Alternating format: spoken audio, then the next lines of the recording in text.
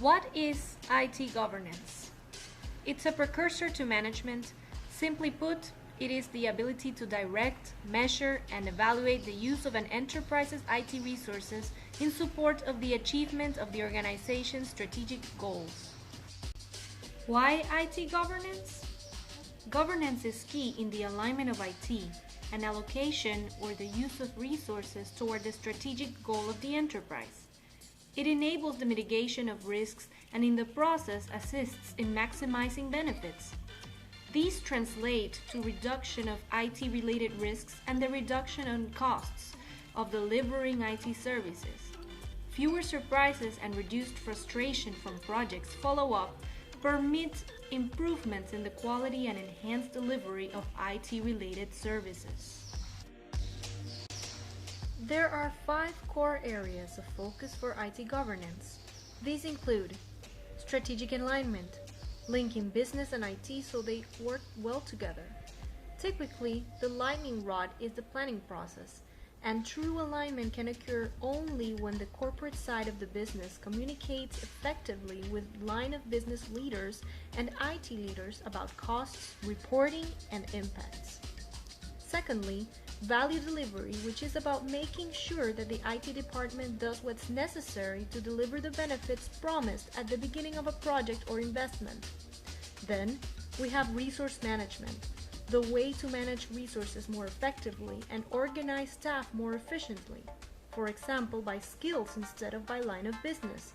This allows organizations to deploy employees to various lines of business on a demand basis. Risk management consists of instituting a formal risk framework that puts some rigor around how IT measures, accepts, and manages risk, as well as reporting on what IT is managing in terms of risk. And last but not least, performance measures, defining a structure around measuring business performance. One popular method involves instituting an IT balance scorecard, which examines where IT makes a contribution in terms of achieving business goals, being a responsible user of resources, and developing people.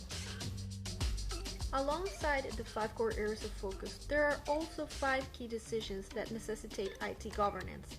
They are principles of digitization, driven by business principles and include deriving high-level statements about how IT is to be used. Enterprise architecture, to logically organize data, applications, and infrastructure to achieve desired business and technical standardization and integration. We also have IT infrastructure strategies that involve the delivery of technical and human reliable services through shared IT capabilities, for example, networks and help desks. We also have business application needs when looking for development or acquisition of IT applications based on business needs and specifications.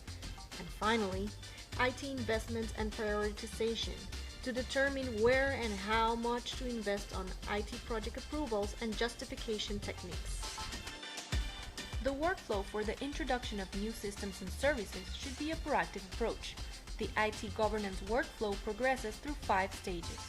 The scope assessment includes defining the functionality to be provided by the initiative, any existing capabilities that will be replaced, and how the solution will fit the organization. The impact analysis takes the scope assessment to the next level by documenting each potentially impacted area and clearly defining roles and responsibilities. Designing the capability is the phase in which the resource estimates are compared to existing capacity and resource requests, SLAs, and stakeholders are defined. Transitioning the service into production involves building out the design, and finally, sustainment involves executing all of the ongoing operational and service tasks originally defined in the design phase. To wrap up, we will show you the most common IT governance frameworks used by 95% of companies. After all, why reinvent the wheel? COBIT, a framework from the Information Systems Audit and Control Association, is probably the most popular. It's used by auditors and companies as a way to integrate technology to implement controls and risk management. ITIL, the Information Technology Infrastructure Library from the Government of the UK, is a good fit for organizations concerned about operations. And finally, CMMI, the Capability Maturity Model Integration Method, is a process improvement approach that contains 22 process areas. It is well suited to organizations that need help with application development. This is the end of our video. Thank you for your attention.